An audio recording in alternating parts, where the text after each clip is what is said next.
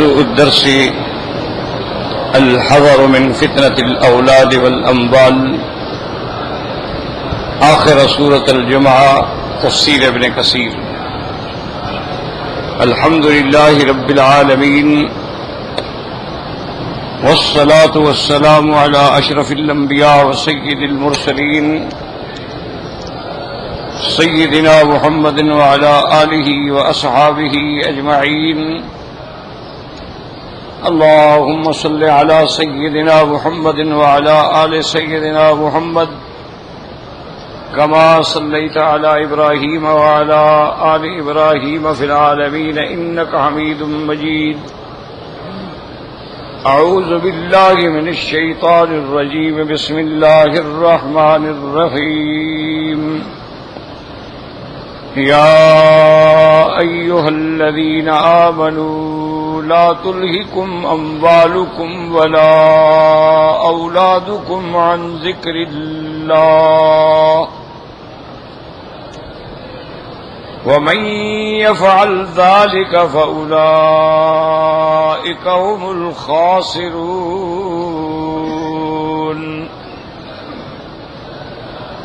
وأنفقوا مما رزقناكم من قبل أن يأتي أحدكم الموت فيقول رب لولا أخرتني إلى أجل قريب فأصدق وأكن من الصالحين ولن يؤخر الله نفسا إذا جاء أجلها والله خبير بما تعملون۔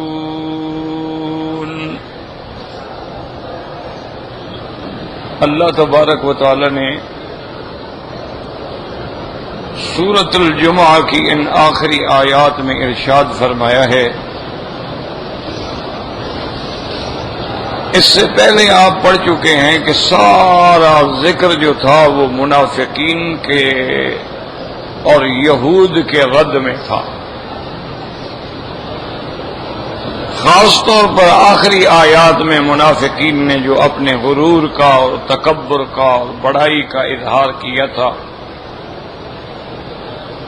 اور دعویٰ کیا تھا کہ بھی مدینے والوں پہ، مہاجروں پہ خرچ نہ کرو، امداد نہ کرو، اعانت نہ کرو، یہ خود بخود حضور صلی اللہ علیہ وسلم کو چھوڑ کے چلے جائیں گے۔ هم الذين يقولون لا تنفقوا على من عند رسول الله حتى ينفضوا، اور اسی طرح انہوں نے بڑا تکبر کیا تھا کہ یقولون لئن رجعنا الى المدینہ، کہ جب ہم مدینے میں جائیں گے ليخرجن الاعز منها الاذل، کہ ہم طاقت والے، عزت والے ان کمزوروں کو نکال دیں۔ تو یہ منافقین کے احوال تھے۔ اللہ نے ان کا رد بیان فرما دیا کہ یہ ایک تو ان کا جو راز تھا، جو بات کی تھی، وہ کھل گئی، شرمندہ ہوئے، ذلیل ہوئے، اور پھر ساتھ اللہ نے اپنا فیصلہ بھی بتلا دیا کہ عزت اور غلبہ تو میرے ہاتھ میں ہے، للہ العزت ولرسولہ وللمؤمنین۔ اور یہ جو کہتی ہیں کہ ہم مہاجروں پہ خرچ نہ کریں، للہ خزائن السماوات والارض، آسمانوں اور زمینوں کے خزانے اللہ کے ہاتھ میں ہیں، ان بندوں کے ہاتھ میں ہیں کہ خرچ نہیں کریں گے تو مہاجرین بس مر جائیں گے۔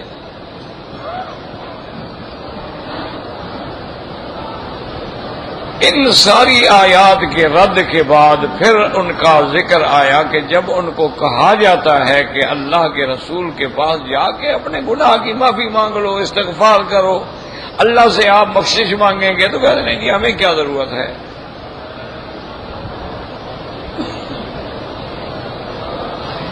اس کے بعد اللہ نے پھر فیصلہ فرما دیا تھا کہ میرے محبوب، یہ جو دشمنان اسلام ہیں، یہ منافقین ہیں، ان کے لیے آپ بخشش مانگیں یا نہ مانگیں، ہم ان کو ہرگز نہیں بخشیں۔ یہ آپ پڑھ چکے۔ اب اس آیت میں اللہ تبارک و تعالیٰ فرماتے ہیں کہ ایمان والو، تو میں تمہاری اولادیں غفلت میں نہ ڈال دیں اللہ کے ذکر سے کہ آدمی اولاد میں ہی کھو جائے اور اللہ کا ذکر بھول بیٹھے.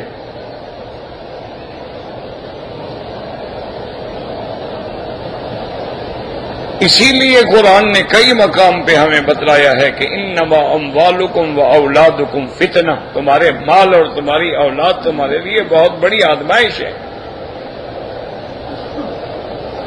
اسی طرح قرآن نے ہمیں یہ بھی بتلایا ہے کہ ان من ازواجکم و اولادکم عدو لکم، تمہاری بیویاں تمہاری اولادیں تمہارے لیے دشمن بھی ہو سکتی ہیں، فاحذروا، ان سے بچو.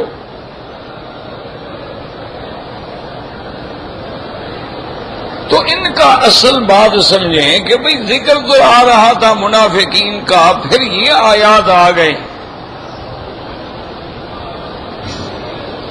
تو ان کا آپس میں ربط کیا ہوگا؟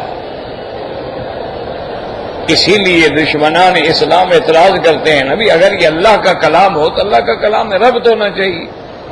یہ کیا بات ہے کہ کبھی ایک بات ہو رہی ہوتی ہے، پھر دوسری آ جاتی ہے، پھر تیسری آ جاتی ہے، پھر اصل بات آ جاتی ہے؟ تو ایسا کیوں ہوتا ہے؟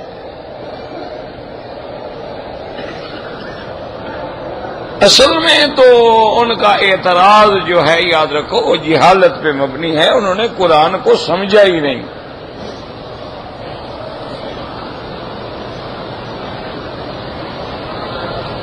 انہوں نے یہ سمجھا ہے نعوذ باللہ کہ قرآن بھی کوئی تاریخ کی کتاب ہے، کوئی قصے کہانیوں کی کتاب ہے، تو قصہ بڑا تفصیل سے ہونا چاہیے.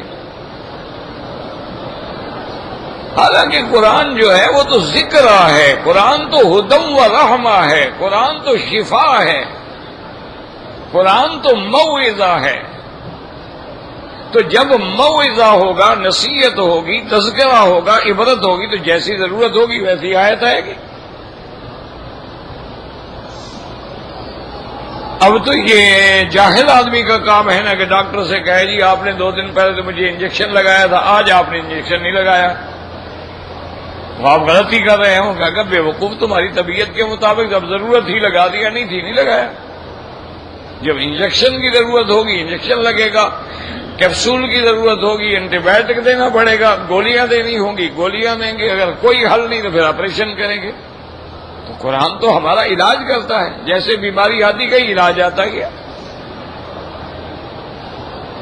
تو اس لیے یہ اعتراض جو ہیں دراصل بالکل ایک دشمنی پہ مبنی ہیں، جن کی کوئی حقیقت نہیں ہوتی، محض مسلمانوں کو پریشان کرنے کے لیے کیے جاتے ہیں. اور دوسری وجہ یہ ہے، یاد رکھو، کہ ربط بھی ہے کہ منافقوں نے منافقت کیوں اختیار کی، کیوں منافق بنے؟ بھائی ان کو جو نفاق اختیار کرنا پڑا وہ کیوں بنے؟ کہ مسلمانوں کے بعد جاتے تو کہتے ہم ایمان والے ہیں، اور واپس آتے تو کہتے نہیں جی ہم تو آپ کے ساتھ ہیں. تو یہ کیوں کر رہے تھے؟ اپنے جان کو، اپنے مال کو، اپنے اہل و اولاد کی حفاظت کے لیے ڈھال بنا رہے تھے کہ اگر مسلمان کامیاب ہو گئے ہم تمہارے ساتھ ہیں، مسلمان اگر ناکام ہو گئے ہم کہیں گے جی ہم تو تمہارے ساتھ تھے. تو ان کو بھی تو یہی مال اور دولت، یہی فتنہ کھا گیا نا کہ وہ منافق بن بیٹھے. یہودیوں نے جو اللہ کی تورات کو بدل ڈالا، ان کو کیا ہے؟ یہی مال کھا گیا نا. یشترون بآیات اللہ ثمنا قلیلا، کیوں؟ کہ اپنی اہل اولاد کی حفاظت اور مال کی ضرورت، اس کی وجہ سے وہ سارے جھوٹ بولتے رہے. تو آدمی جب منافقت کرتا ہے یا رشوت کھاتا ہے یا حرام کھاتا ہے، وجہ کیا ہے؟ یہی مال اولاد تو ہوتا ہے. اس لیے اللہ تبارک و تعالی نے ہدایت کی، فرمایا یا ایھا الذین آمنوا لا تلہکم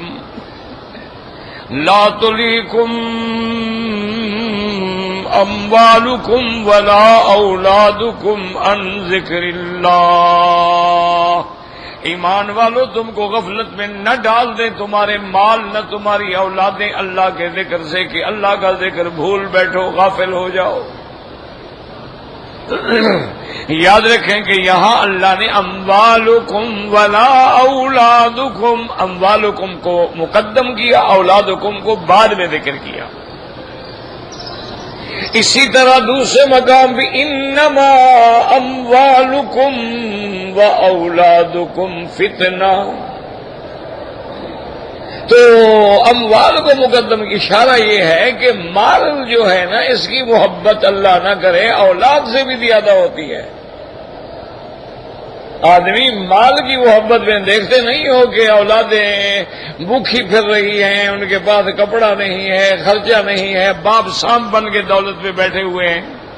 تو یہ مال زیادہ نعوذ باللہ آدمی کے قریب ہوتا ہے اور یہ فتنے میں ڈالنے والا ہوتا ہے. اس لیے اللہ نے اموال کو مقدم کیا اور اولاد کو مؤخر کیا، کیونکہ جہاں تقدیم تاخیر ہوتی ہے نا ہر چیز میں حکمت ہے. یہ اللہ کا کلام ہے، یہ کوئی انسانوں کا کلام تو نہیں ہے نا. اس لیے قرآن کہتا ہے السارق والسارقۃ فاقطعوا ایدیہما جزاء بما کسبا نکالا من اللہ. اللہ کا قرآن کہتا ہے چور مرد ہو یا عورت ان کے ہاتھ کاٹو. تو یہاں اللہ نے چور مرد کو مقدم کیا اور عورت کو مؤخر کیا. السارق والسارقۃ، مرد چور یا عورت چور، تو مرد مقدم ہے عورت مؤخر ہے. اب دوسری آیت پہ نظر ڈالیں تاکہ قرآن تم کو سمجھ آ جائے انشاءاللہ. الزانیۃ والزانی فاجلدوا کل واحد منہما 100 جلدہ. اللہ نے فرمایا زانیہ عورت ہو یا زانی مرد ہو ان کو 100 کوڑا مارا جائے. تو اب دیکھیں یہاں عورت مقدم ہے اور مرد مؤخر ہے. یعنی چوری کے قصے میں مرد پہلے ہے عورت بعد میں ہے، لیکن زنا والے مسئلے میں عورت پہلے ہے اور مرد بعد میں ہے. تو اس کی حکمت ہے، اس میں اشارہ ہے کہ چوری کرنا جو ہے وہ عورتوں کا کام نہیں ہو تو مردوں کا کام ہوتا ہے نا. طاقت ہو، ہمت ہو، قوت ہو، مقابلہ ہو، تو اکثر چور مرد ہوتے ہیں، عورت کبھی کبھی ہوتی ہے. لیکن زنا کا سبب ہی عورت ہوتی ہے، اس لیے اللہ نے زنا کو مقدم کیا کہ زنا کے فتنے میں ڈالنے والی عورت ہوتی ہے کہ بن سنور کے اور میک اپ کر کے سنگار کر کے عریان لباس پہن کے کاسیات عاریات کی شکل میں آ کے اور موبائل پہ اور ٹیلی فونوں پہ اور لہر لہر کے لہرا کے باتیں کر کے یہی تو سبب بن رہی ہے زنا کا. تو اس لیے وہاں اللہ نے عورت کو مقدم کیا کہ جب زنا ہوتا ہے تو اس کی پیش قدمی عورت کی طرف سے. اگر عورت محفوظ ہو اور عورت فیصلہ کر لے کہ میں نے گناہ نہیں کرنا ہے تو مرد کتنا بڑا فن خوان کیوں نہ ہو نہیں کر سکتا. یہ اس کو موقع دیتی ہے بات سے. اچھا کبھی غلط فہمی میں بھی موقع ہو جاتا ہے کہ نرم بات سے اگلا دھوکے میں آ گیا. اس لیے اللہ کا حکم ہے کہ بھائی عورت کے لیے کتنے پردے ہیں. ایک تو 4 دیواری کا پردہ ہے وَقَرْنَ فِي بُيُوتِكُنَّ، گھر سے باہر نہ نکلو. ایک یہ پردہ ہے کہ اگر نکلنا پڑے تو پھر تبرج نہ کرو، یہ فیشنیبل لباس نہ پہنو. ایک یہ پردہ ہے کہ کوئی بات کرو تو پردے کے پیچھے سے بات کرو. ایک یہ پردہ ہے کہ تم کسی کے ساتھ نرمی سے بات نہ کرو. اور ایک یہ پردہ ہے کہ عورت کو اس کے نام سے بھی نہ پکارو. اللہ نے سارے قرآن میں عورت کا نام نہیں لیا ماں سوا بی بی مریم کے. سارا قرآن نہ اب کھول کے دیکھ لیں، جہاں بھی ذکر آیا امرأۃ عمران، امرأۃ نوح، امرأۃ لوط، امرأۃ فرعون، امرأۃ العزیز، یا ایھا النبی قل لازواجک وبناتک، نام نہیں ہے. یہاں اشارہ ہے قرآن میں کہ جیسے عورت کے جسم پہ پردہ ہے اس کے اسم اس کے نام پہ بھی پردہ ہے. نام لے کے مت پکارو تاکہ کسی کو پتہ لگے کوئی اسکینڈل بنا دے. عورت کو پکارنا ہے کہ فلاں کی بیٹی، فلاں کی بہن، لیکن نام نہ لو. ضرورت ہو تو لو، جیسے کہ محدثین نے عورت کا نام اس وقت لیا ہے جب حدیث میں روایت کی ضرورت ہے کہ ان عائشہ رضی اللہ تعالی عنہا، ایسے کبھی نام نہیں لیا. دروازوں پہ جاتے تھے تو یا امہات المؤمنین، کبھی نام نہیں لیتے تھے. عورت کے لیے تو کئی پردے ہیں، جب سارے پردے ٹوٹ جائیں تو وہ عربوں کی ایک مثال ہے کہ اذا لم تستحی فاصنع ما شئت، جب آدمی بے حیا ہو جائے پر جو مرضی ہے کرے.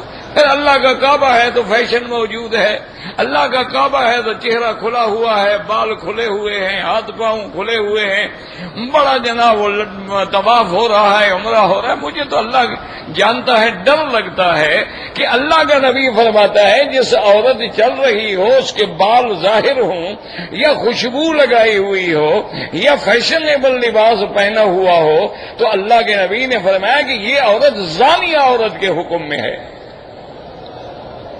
انہا کذا و کذا، یعنی اے زانیہ. اور اسی طرح قرآن حدیث میں آتا ہے کہ لعن اللہ المشبہات والمشبہین، اللہ ان عورتوں پہ لعنت کرے جو مردوں کی شکل بناتی ہیں، اور اللہ ان مردوں پہ بھی لعنت کرے جو عورتوں کی شکل بناتی ہیں. اسی طرح کے پھولدار کپڑے پہنے ہوئے ہیں، پھولدار شرٹ پہنے ہوئے ہیں، لمبے لمبے بال رکھے ہوئے ہیں، باقاعدہ جناب گلے کے اندر چین ڈالی ہوئی ہے، ہاتھوں کے اندر کڑے ڈالے ہوئے ہیں، کانوں میں بالے ڈالے ہوئے ہیں. یہ مرد ہیں یا مخنث ہیں، ہجڑے ہیں؟ تو اس لیے سب سے بڑا فتنہ یاد رکھو مال ہے اور اہل و عیال ہے. سیدنا ابن عباس رضی اللہ تعالی عنہ حبر المفسرین ہیں. اللہ نے ان کے سینے کو اپنے قرآن کے لیے حضور کی دعا سے کھول دیا تھا. ان کو سرکار دو عالم نے دعا دی تھی. آپ نے ان کے سینے پہ ہاتھ رکھا اور فرمایا اللہم علمہ التاویل، اللہ ابن عباس کو قرآن کی تفسیر کا علم عطا فرما. تو پھر جب حضور کے ہاتھ لگ جائیں پھر سینہ نہیں کھلے گا تو کب کھلے گا؟ پھر قرآن سمجھ نہیں آئے گا جب صاحب قرآن خود دعائیں دے رہا ہو. تو حضرت ابن عباس رضی اللہ تعالیٰ عنہ بیٹھے تھے صحابہ میں، اور آپ نے فرمایا کہ دو آدمی ایسے ہیں، ایک وہ آدمی جس کو اللہ دولت دے، پیسہ دے، لیکن حج نہ کرے. یعنی دولت ہے، پیسہ ہے، استطاعت ہے، آ سکتا ہے، حج نہ کرے. اور فرمایا اسی طرح ایک وہ آدمی جس کو اللہ دولت دے، پیسہ دے، اور پھر بھی زکوٰۃ نہ دے. تو یہ دو بندے جو ہیں جب موت کا وقت قریب آئے گا تو کہیں گے اللہ مہربانی فرما، کچھ موت سے مہلت دے دے، کچھ موت کو ٹال دے کہ ہم تیرے رستے میں خیرات کر سکیں اور ہم بھی صالحین میں شامل ہو سکیں. تو یہ تمنا کریں گے. اور ایک صحابی جو تھے وہ فوراً بول پڑے، انہوں نے کہا ابن عباس کیا کہہ رہے ہو؟ یہ موت کے وقت تمنا کرنا جو ہے یہ تو کافروں کے بارے میں آیا ہے. آپ مسلمانوں کو، گناہگاروں کو بھی اسی سب میں شامل کر رہے ہیں. حج نہیں کیا گناہگار ہے، زکوٰۃ نہیں دیا ہے تو گناہگار ہے، اور آپ ان کو اسی سب میں لا رہے ہیں جو کافر مرنے کے وقت تمنا کرے گا ہائے کاش یا لیتنی لم اتخذ فلانا خلیلا. تو یہ تمنا تو کافر کریں گے، آپ مسلمانوں پر یہ آیات منطبق کر رہے ہیں. حضرت ابن عباس نے فرمایا میرے بھائی غصے میں آنے کی ضرورت نہیں ہے، ٹھنڈے دیکھو قرآن کیا کہتا ہے، یا ایھا الذین آمنوا لا تلہکم اموالکم ولا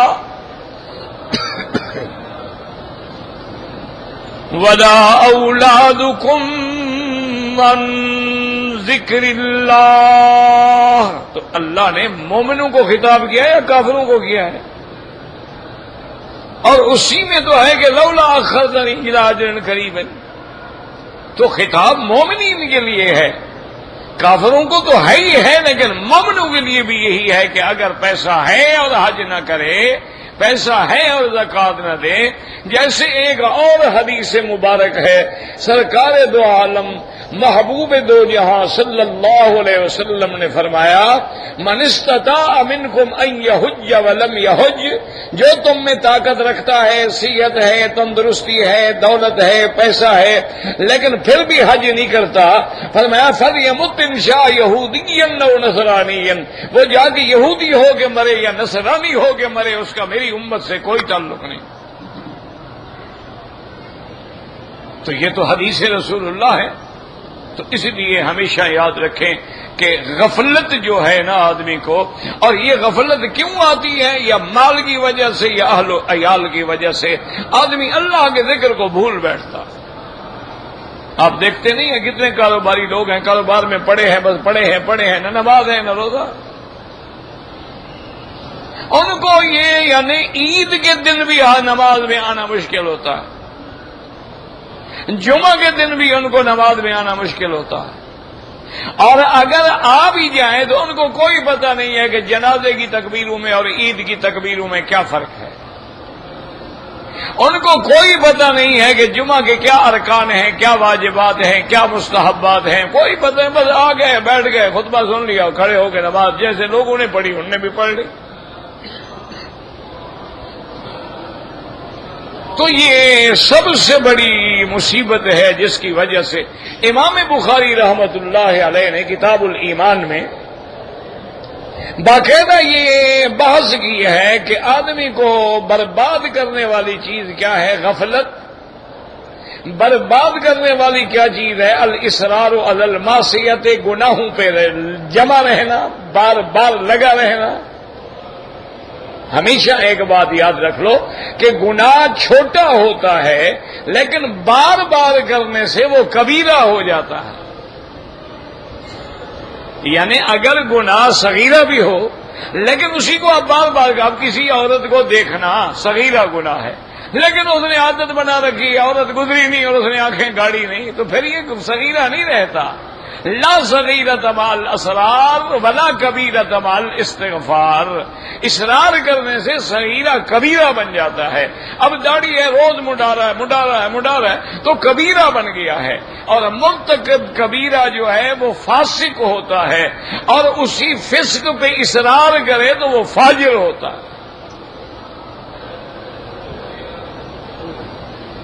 تو اس لیے اللہ نے اچھا باقی یاد رکھو کہ ذکر اللہ کا ذکر،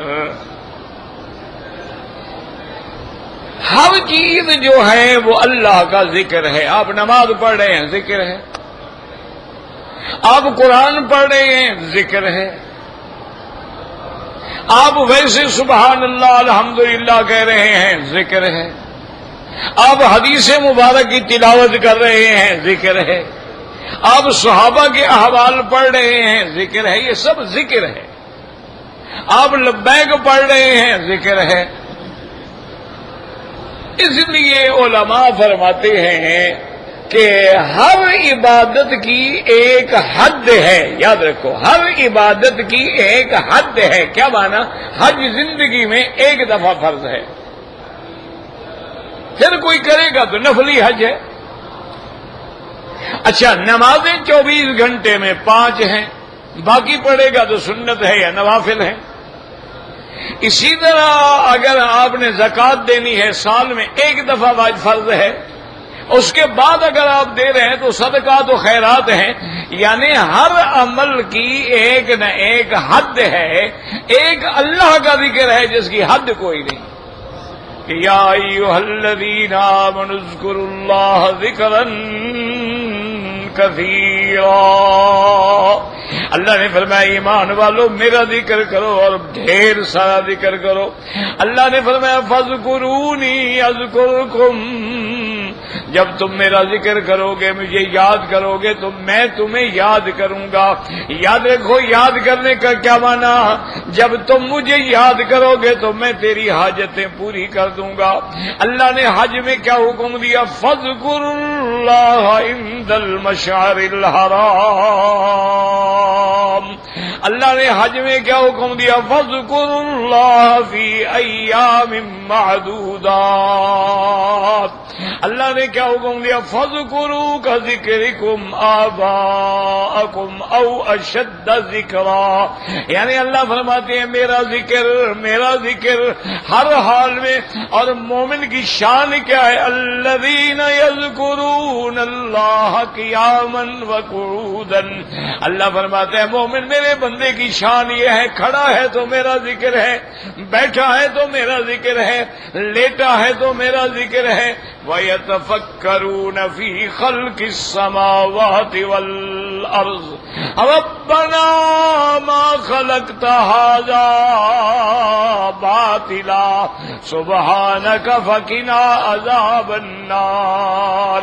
اور میرے مدنی محبوب نے فرمایا اذکر اللہ کا ذکر کرو، اتنا ذکر کرو حتی یقال لک انہ مجنون، لوگ کہیں یہ دیوانہ ہے، یہ پاگل ہے، دیکھو ہر وقت اللہ اللہ اللہ کر رہا ہے. آپ نے فرمایا لا یزالک لسانک رطبا الا بذکر اللہ، تیری زبان ہر وقت اللہ کے ذکر سے تر و تازہ ہونا چاہیے.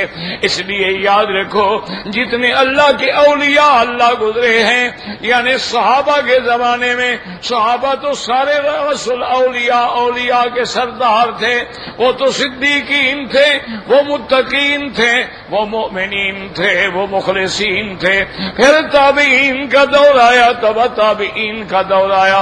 اب جتنے اولیاء گزرے ہیں وہ سب یہ فرماتے ہیں کہ ہمیں جو کچھ ملا ہے اسی اللہ کے ذکر سے ملا ہے، کہ ہر وقت ان کی زبان پہ ذکر ہے لا الہ الا اللہ محمد الرسول اللہ. اس لیے ایک مجذوب تھے، وہ چلتے چلتے بازاروں میں کہتے رہتے تھے اللہ کے بڑے مزے، اللہ کے بڑے مزے جو آئے سو چکھ لے. وہ کہتے بھئی یہ پڑھنے پڑھانے سے مسئلے نہیں آتے، آؤ ذکر کرو تو پھر پتہ لگے نا کہ ذکر کی لذت کیا ہے، کہ ذکر کے اندر حلاوت کیا ہے. ذکر کے اندر جب آدمی کھو جاتا ہے اپنے آپ کو مٹا دیتا ہے. اس لیے اللہ فرماتے ہیں وَاذْكُرْ اسْمَ رَبِّكَ، میرے نام کے ساتھ ذکر کرو. اور کبھی فرماتے ہیں وَاذْكُرْ رَبَّكَ، اپنے رب کو یاد کرو. کبھی اسم کے ساتھ حکم ہے اور کبھی اسم کے بغیر اس کی ذات کے ذکر کا حکم ہے. تو یاد رکھو یہ ذکر ہے. اقم الصلاۃ لذکری، نماز کیوں قائم کرو؟ ذکر کے لیے. قرآن کیا ہے؟ وَإِنَّهُ لَذِكْرٌ لَكَ وَلِقَوْمِكَ، اللہ نے فرمایا میرا مدنی قرآن تیرے لیے، تیری قوم کے لیے ذکر ہے، یہ اونچا کرنے والا ہے. تو ذکر کرو گے تو ذکر ہوگا، اور ذکر نہیں کرو گے تو پھر تم مٹ جاؤ گے. یاد رکھو جب ذکر کرو گے تو پھر ذکر بھی ہوگا، شان بھی بنے گی. وَرَفَعْنَا لَكَ ذِكْرَكَ، میرے مدنی نے اللہ کا ذکر کیا، اللہ نے بھی آپ کے ذکر کو اونچا کر دیا. فرمایا میرا مدنی جہاں میرا نام ہوگا وہاں تیرا نام ہوگا. اللہم صلی علی، درود شریف پڑھ لیا کرو. اللہم صلی علی، اللهم صل على سيدنا محمد النبي الأمي وعلى آله وأصحابه وبارك وسلم تسليما كثيرا كثيرا. تو یعنی اللہ نے اتنا اونچا کر دیا ہے. فرمایا ورفعنا لك ذکرک، میرا مدنی تیرا نام اتنا اونچا کر دیا.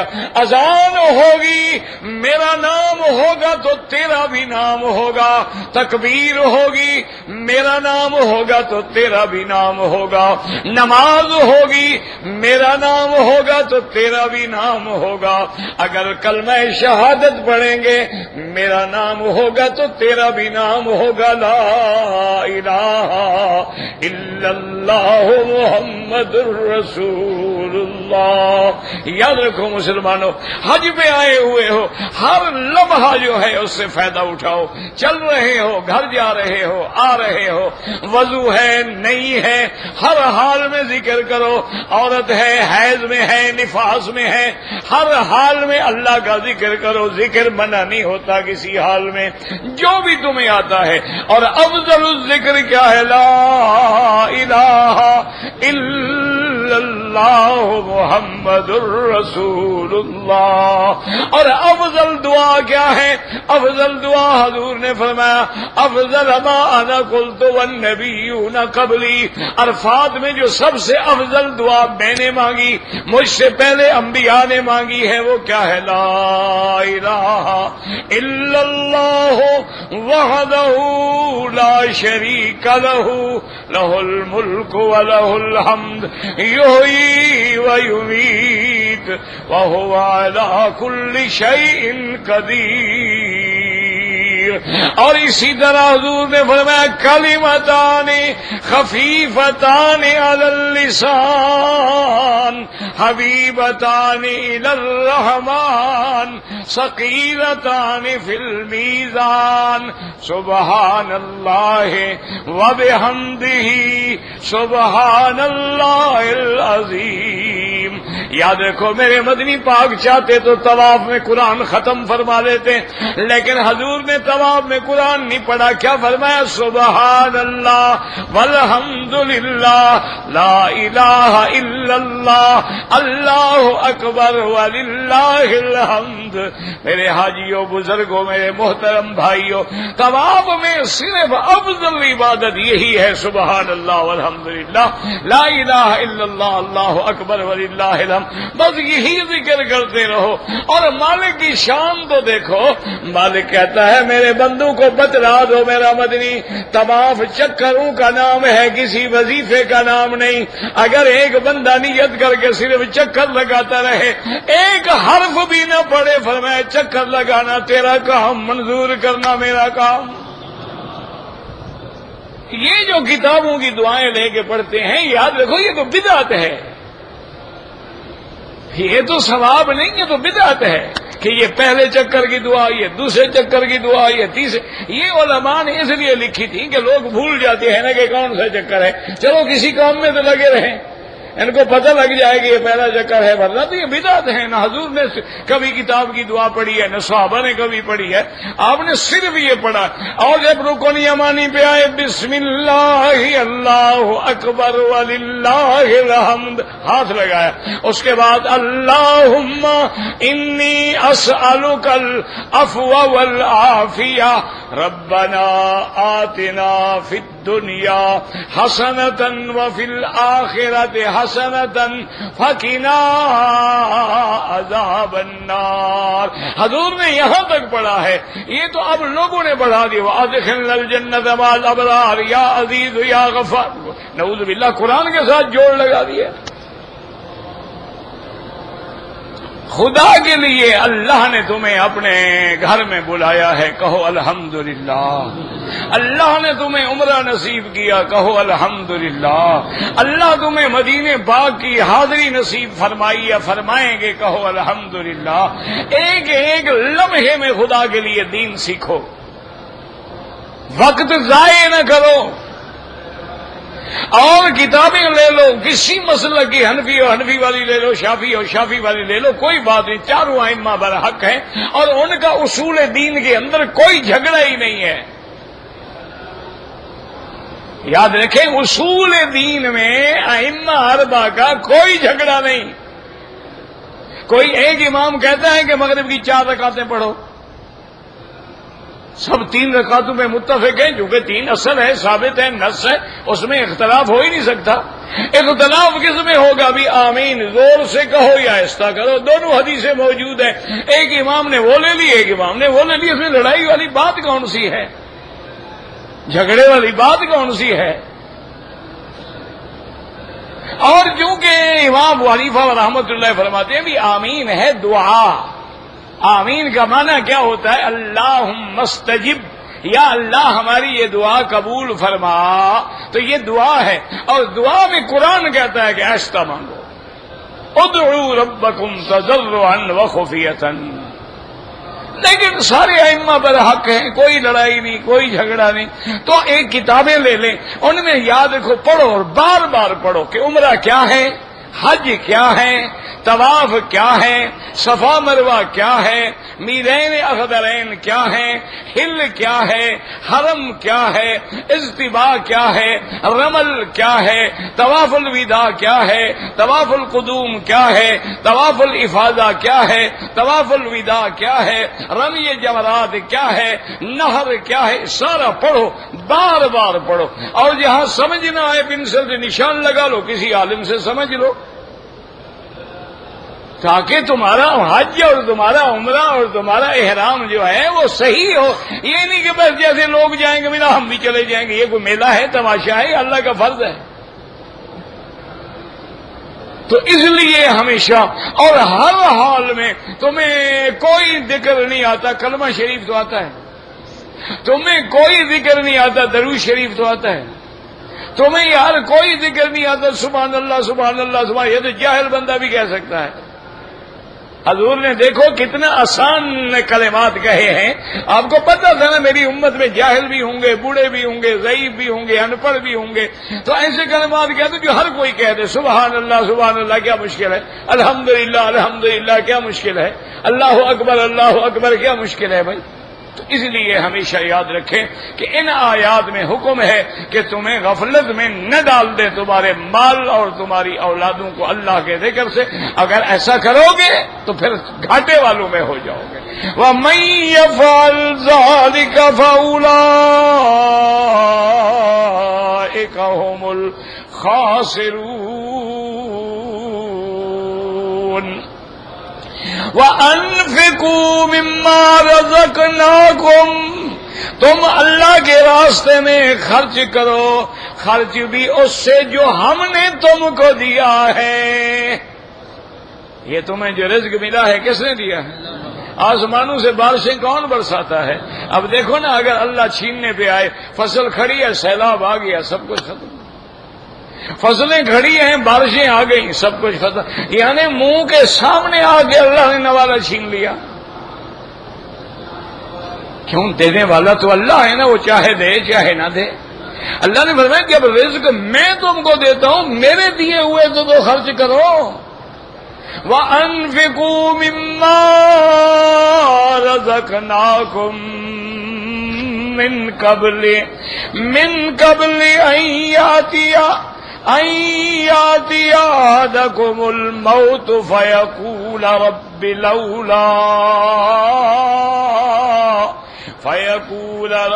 لَوْلَا أَخَّرْتَنِي إِلَىٰ أَجَلٍ قَرِيبٍ.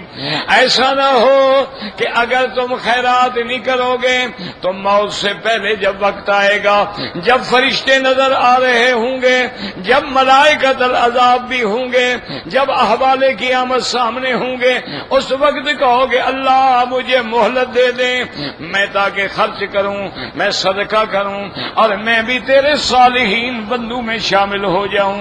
اللہ تبارک و تعالیٰ فرماتے ہیں سن لو، وَلَن يُؤَخِّرَ اللَّهُ نَفْسًا إِذَا جَاءَ أَجَلُهَا. اللہ تبارک و تعالیٰ کبھی مہلت نہیں دیتے جب معین وقت آ جائے.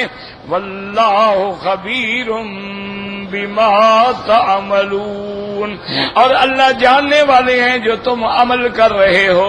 تو اس لیے اپنی زندگی میں، اپنی صحت میں، اپنی عافیت میں اللہ کا ذکر بھی کریں اور اللہ کے راستے میں صدقات و خیرات بھی کریں.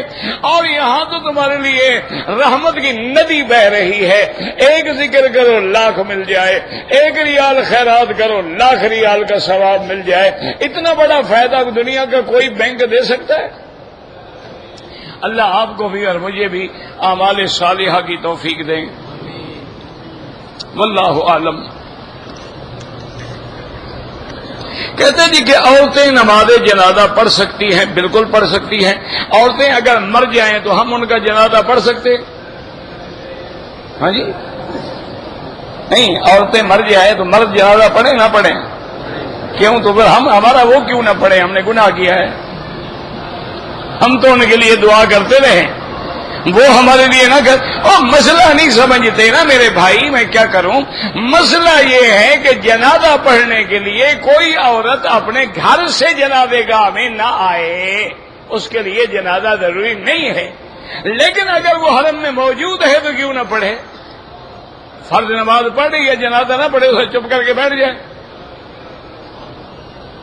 مسئلہ سمجھتے نہیں لوگ، پھر اپنی تعبیریں بنا لیتے ہیں۔ محرم گہرم قبل سر تراشدن، بھائی یہ زبان یار من فارسی اور من فارسی نمی دانم، مجھے فارسی آتی نہیں، میں کیا کروں؟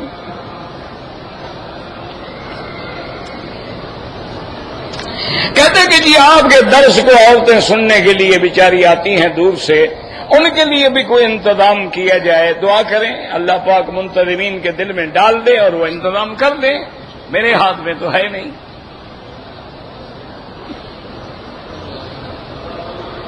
کہتے جی کہ ہمارے ہاں جو میلاد النبی منایا جاتا ہے، اس میں قرآن و حدیث کا کوئی حکم ہے؟ میرا بھائی گزارش یہ ہے، نہ قرآن میں ہے، نہ حدیث میں ہے، نہ حضور کے کسی صحابی اہل بیت نے کبھی میلاد منایا ہے۔ ایک بات یاد رکھو، حضور کی وفات کے 600 سال بعد مصر میں ایک بادشاہ گزرا ہے مظفر جس کا نام تھا، اس نے اپنی حکومت کو سہارا دینے کے لیے حضور کے عشق کا ایک خیال بچ بنایا تھا۔ اس کا نہ قرآن سے تعلق ہے، نہ حدیث سے تعلق ہے، اور نہ صحابہ سے تعلق ہے۔ اگر میلاد النبی دین ہے تو دین تو مکمل ہو گیا حضور کے زمانے میں، پھر حضور نے کیوں نہیں سمجھایا؟ اور اگر میلاد منانا اس کے رسول ہے تو حضرت ابوبکر، حضرت عمر، حضرت عثمان، حضرت علی اہل بیت رسول سے زیادہ عاشق ہم آپ کو نہیں مانتے۔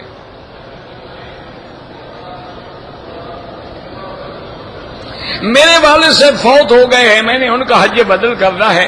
حج بدل میں افضل یہ ہوتا ہے کہ حج افراد کرے، لیکن اگر کوئی آدمی اپنے پیسے سے کر رہا ہے تمتع بھی کر سکتا ہے، کوئی منع نہیں۔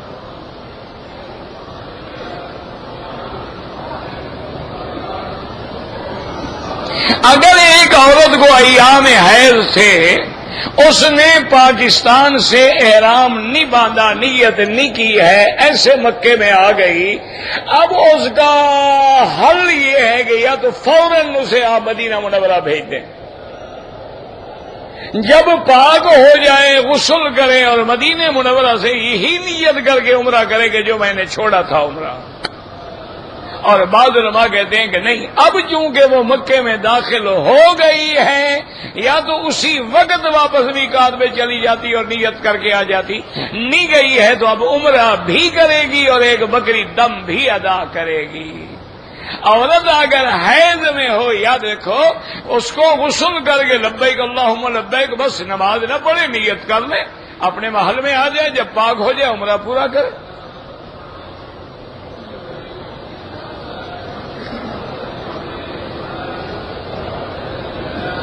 حج افراد جو مکے میں رہنے والے ہیں اپنے گھر سے احرام باندھیں گے، آپ جدے میں رہتے ہیں جدے سے باندھ لیں، مکے میں رہتے ہیں مکے سے باندھ لیں۔ حج کا احرام جو ہے مکے والے ہمیشہ گھر سے باندھیں گے۔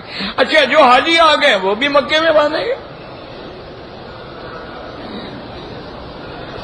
عورت کے لیے حالت احرام میں ہر حال میں چہرے پہ کپڑا ڈالے، یعنی منہ کو نہ لگے لیکن پردہ بھی قائم رہے، اس لیے کہ حدیث مبارک ہے، بی بی عائشہ فرماتی ہیں اذا هذین الرجال صدلنا علی وجوہنا، جب آدمی قریب آتے دیکھتے ہم کپڑا لٹکا لیتے تھے، اور جب آدمی نہیں ہوتے تھے تب ہم ہٹا لیتے تھے۔ اب آدمی تو ہٹتے ہی نہیں ہے ماشاءاللہ، تو لہذا ایسے کپڑا ڈال لیں کہ پردہ بھی رہے اور نیچے دیکھ کے زمین پہ چلتی رہے۔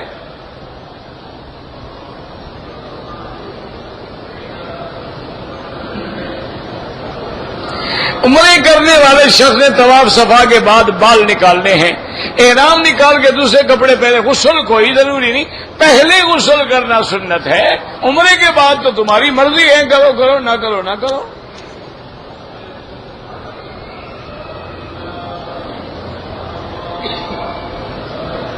اگر عورت حج پہ جانا ہے، ایام آ گئے، کوئی بات نہیں، نیت کرے، لبیک پڑھے، مینا جائے، عرفات جائے، مزدلفہ جائے، کنکریاں مارے، قربانی کرے، بال کٹائے، سارے کام کرے، صرف نماز اور طواف نہ کرے۔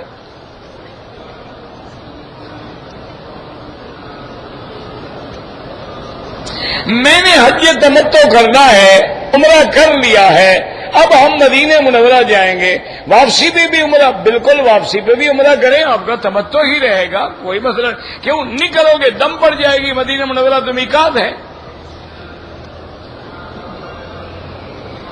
ہر طواف میں، چاہے طواف عمرے کا ہو، حج کا ہو یا نفل ہو، بعد میں 2 رکعت پڑھنا امام ابو حنیفہ رحمت اللہ علیہ کے نزدیک تو واجب ہے، باقی ائمہ کے نزدیک سنت ہے۔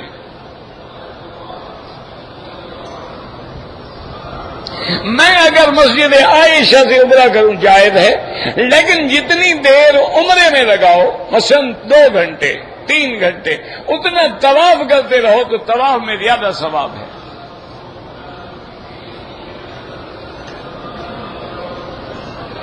اگر دوران طواف وضو ٹوٹ جائے، چھوڑ دیں طواف، جا کے وضو کریں۔ اگر 3 چکر سے زیادہ کر چکے تھے تو جہاں چھوڑا ہے وہاں سے شروع کریں، اگر 1 چکر تھا 2 تھے تو پھر ابتدا سے شروع کریں۔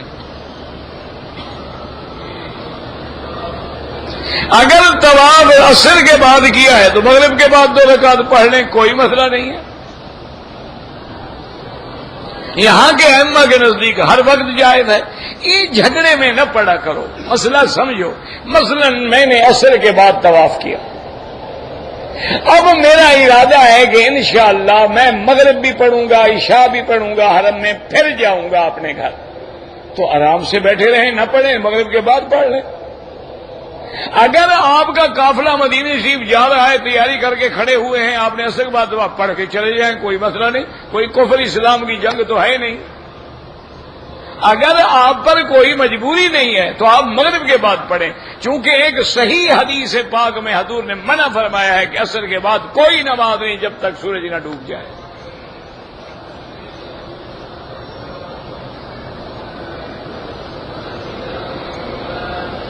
ایک عورت آئی ہے حیض کے ساتھ، عمرے کی نیت نہیں، کوئی عمرہ بھی ادا کرے، دم بھی ادا کرے۔ اب مصیبت یہ ہے نا میرا عزیز، ایک تو ہمیں شوق نہیں ہے، اور دوسرا جو منتظمین ہیں وہ یہ تو فکر کرتے ہیں کہ بس ایئر کنڈیشن ہو اور کمرہ ایئر کنڈیشن ہو، حمام صاف ہو اور بیڈ بڑے اچھے بچھے ہوئے ہوں، یہ ان ساری چیزوں کا، لیکن یہ نہیں کہ عمرہ بھی ہوا ہے کہ نہیں ہوا، حج بھی ہوا ہے کہ نہیں ہوا، یہ کوئی فکر نہیں۔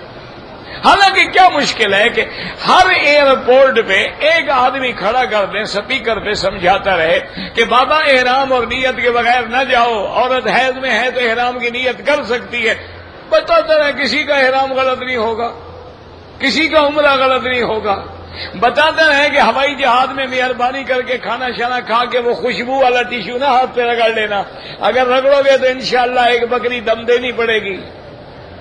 بتاتا رہے بھائی تم حج پہ جا رہے ہو، لبیک پڑھ رہے ہو، تو غیر عورتوں سے، ایئر ہوسٹس کے نفیس ہاتھوں سے نہ کھانے کھا کے اپنے حج کو برباد کرنا، یا نظر نیچے رکھنا، اس کو کہنا بیٹی یہاں رکھ دو آپ جاؤ، اپنا حج بچاؤ۔ کیا کوئی شوق ہی نہیں، ذوق ہی نہیں، تڑپ ہی نہیں، بس ایک میلہ ہے، آئے ہوئے ہیں۔ اور یہ بھی اپنے علماء جو ہیں نا آپ کے، جن پر آپ کو اعتبار ہو، ہم تو وہاں بھی لوگ ہوئے نا، ہم پر تو بہت کم اعتبار ہوتا ہے نا، چلو جن پر تم کو اعتبار ہو ان سے مسئلہ پوچھ لینا کہ ایک کمرے میں غیر محرم عورت اور غیر محرم مرد جو ہیں اکٹھے سو رہے ہیں، یہ کون سا حج ہے یا عمرہ ہے؟ حج قبول ہو گیا؟ غیر محرم عورت کے لیے کھانا لا رہا ہے، ببسی لا رہا ہے، اور پوچھ رہا ہے کہ سر اور کچھ چاہیے آپ کو، میں خدمت کر دوں حج میں جو آپ ساتھ ہیں۔ مولوی مکی کی خدمت تو کوئی نہیں کرتا، عورتوں سے بڑا پوچھتے ہیں۔ اپنے عمرے اور حج کو جس نے برباد کرنا ہو یہی کرے کہ غیر محرم کے ساتھ بیٹھ جائے۔ اور کوئی مشکل نہیں. یہ نہ کہو گورنمنٹ نے جی ہمیں کمرے ایسے ہی لاٹ کیے ہیں تو مرد ایک کمرے میں ہو جاؤ اور تم کو ایک کمرے میں کر دو. اگر کمرہ بڑا ہے درمیان میں پردہ لٹکا دو, کوئی مشکل نہیں ہے. تم نہ کرنا چاہو, گورنمنٹ تو بلڈنگ لے گی, وہ تو جتنا بیڈ ہے لکھ دے گی. اب وہ یہ تو نہیں کر سکتے بیچارے اس بیڈ میں کون آئے گا, مرد آئے گا, عورت آئے گی, 2 آئیں گے, 4 آئیں گے, کس علاقے کے ہوں گے, کس قوم کے ہوں گے. یہ تمہارا کام ہے کہ اپنے حج کو بچاؤ.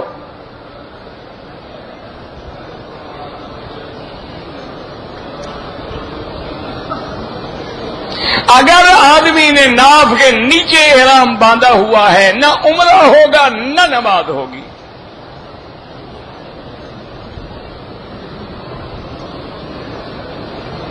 میرا بھائی شہید ہوا ہے, بالکل اس کے لیے حج کریں. اللہ پاک سب کے درجات بلند فرمائے. جو بھی مسلمان ملکوں میں ہمارے مسلمان مظلوم بے گناہ مارے جا رہے ہیں, اللہ ان کے درجات بلند فرما. اللہ ان کے پسماندگان کو صبر جمیل عطا فرما. اور اللہ بلاد اسلامیہ سے اپنے عذاب رفع فرما.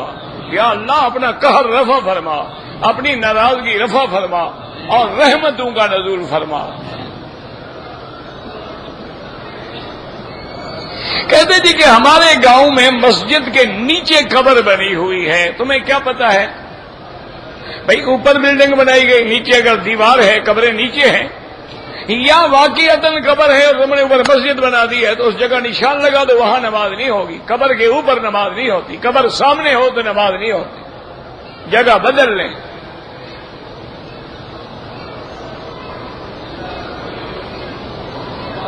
اگر حج کے لیے ہم لوگ آئے ہیں, مدینہ منورہ جانا ہے, طواف الوداع کرنا ضروری نہیں ہے, لیکن افضل یہ ہے کہ کر لو. کیا پتہ موت ہے, حیات ہے, پھر ہم آئیں گے کہ نہیں آئیں گے, اس لیے طواف الوداع کر کے جائیں. اگر ہم مینا عرفات دیکھنے جائیں, کوئی حکم نہیں ہے شریعت کا, بلکہ نہ دیکھنا افضل ہے. چونکہ دل میں کبھی کبھی خیال ہے یار یہی مینا ہے. اس دن دوست کی پھر عظمت ہوتی ہے نا, مینا کی بھی, مزدلفہ کی بھی, عرفات کی بھی. بہتر ہے کہ آدمی نہ جائے. احرام کے بعد جب ہم نے بال منڈانے ہیں تو پورے مکے حرم میں جہاں بھی چاہیں بال منڈ, لیکن حد حرم سے باہر نہ نکلیں. وہ بھائی بلی بیچاری کہیں پھنسی, اس کو نکلنے دو, وہ بیچاری میوں میوں کر رہی ہے. ہاں جی, اوپر کہاں؟ اچھا وہ بیٹھی ہے بیچاری. ماشاء اللہ ماشاء اللہ, وہ بھی درس سننے کے لیے آ گئی ہے. آ جاتے ہیں نا, کیا پتا جن ہو. حاجی نفلی قربانی بھی کر سکتا ہے, کر سکتا ہے. احرام کے کپڑے دھونا ضروری ہے, کیوں پلید ہو جاتے ہیں عمرہ کرنے سے. اللہ کے بندے کیا مسئلہ ہے کہ احرام کے کپڑے دھونے ہیں؟ تم نے عمرہ کیا, گناہ کیا ہے, پلید ہو گئے. وہ جب تک پاک ہیں, صاف ہیں, 100 عمرہ کرو, 100 حج کرو. خراب ہو جائیں دھو ڈالو.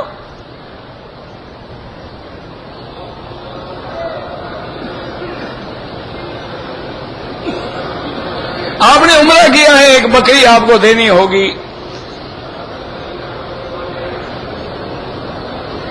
اگر ایک آدمی زکات بھی دیتا ہے, صدقات بھی دیتا ہے, تو اگر اس کے علاوہ اپنی جائیداد بھی بنائے, بالکل جائز ہے, کوئی منع نہیں, کوئی منع نہیں. حضرت عثمان کتنے بڑے غنی تھے, حضرت سیدنا ابو بکر کتنا بڑا تاجر تھے.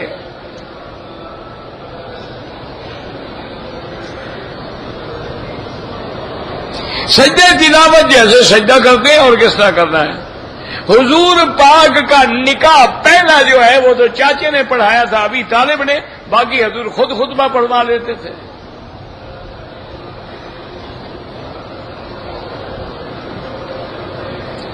کہتے جی کہ امامہ باندھنا بھی سنت ہے, ٹوپی پہننا بھی سنت ہے. حضور نے ٹوپی بھی پہنی ہے, امامہ بھی باندھا ہے, کپڑا رکھ کے بھی امامہ باندھا ہے, ٹوپی پہن کے بھی امامہ باندھا ہے. یاد رکھیں یہ عادات رسول ہیں. اب حضور نے پاجامہ نہیں پہنا, جو پاجامہ پہنے ہم کہیں گے گناہ گار ہے.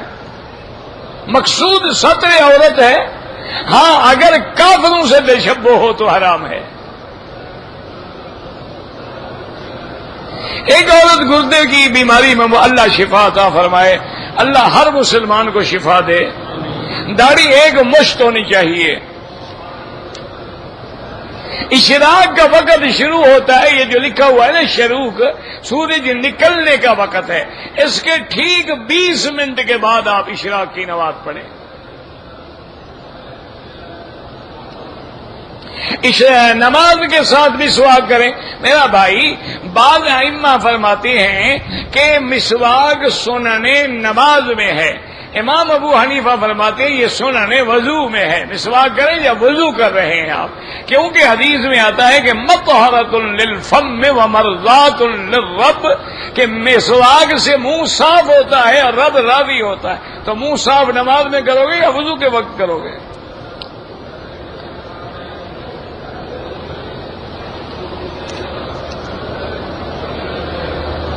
مدینہ منورہ سے قبل طواف وداع کر لیں، بہت اچھی بات ہے۔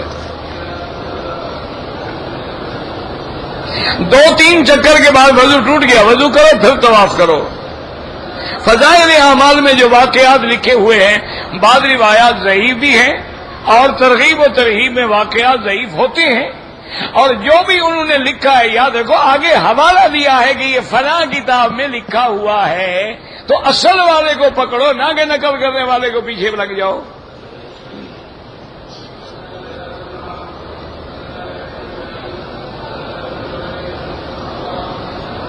میرا بھائی گزارش یہ ہے کہ ضعیف حدیث جو ہے فضائل اعمال میں معتبر ہوتی ہے۔ اگر ضعیف حدیثوں کو نکال دو تو ترمذی، ابن ماجہ، نسائی، اس سے پھر تو کتاب ہی کچھ نہیں بچے گی۔ ان سے تم نکال لو، ان فضائل والی کتابوں سے میں نکال دوں گا۔ چلو آؤ فیصلہ کرتے ہیں کہ جتنے سیاہ ستہ کی حدیثوں میں کتابیں روایات ضعیف ہیں وہ تم نکال دو، ان سے میں نکال دوں گا۔ اگر وہ تم نہیں نکال سکتے تو معلوم ہوا کہ عقائد و احکام میں صحیح حدیث کی ضرورت ہوتی ہے، فضائل میں تو ضعیف حدیث پر بھی عمل ہوتا ہے۔ داڑھی کی مقدار ایک مشت ہے۔ میں نے احرام کی حالت میں ہوائی جہاز میں خوشبو والا پیپر استعمال کیا تھا، آدھے چہرے پر بھی لگایا تھا۔ ماشاءاللہ ایک بکری دم ادا کریں جناب۔ یہاں باہر بازاروں میں جو گوشت ملتا ہے کوئی اعتبار نہیں ہے، جب تک یہاں اس ملک کا ذبیحہ نہ ہو نہ کھائیں۔ کہتے جی آپ کرسی پہ بیٹھا کریں، انشاءاللہ۔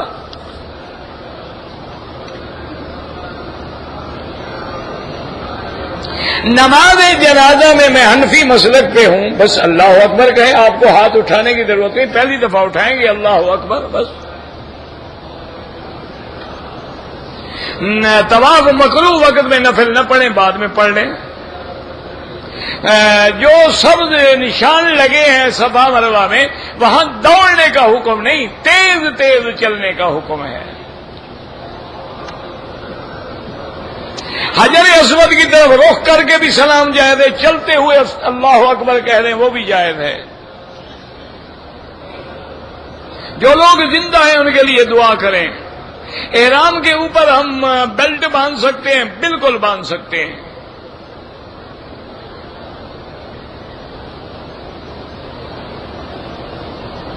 پتہ نہیں، میں نے عارضی طور پہ زمزم میں ہے، میں حرم کا قرآن، ہاں یہ قرآن شریف لے جاؤ پڑھنے کے لیے، کوئی حرج نہیں۔ اگر کوئی آدمی طواف کے دوران میں بیگ میں قرآن پاک ہے، کوئی حرج نہیں۔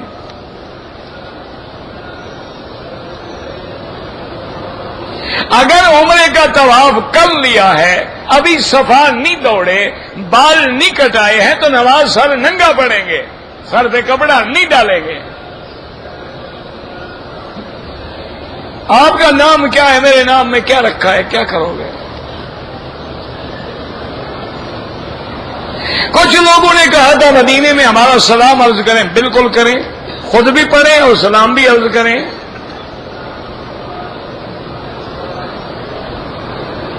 پتہ نہیں آپ کا بیٹا ہے، اللہ پاک سب کے بیٹوں کو اچھا بنائے، صالح بنائے۔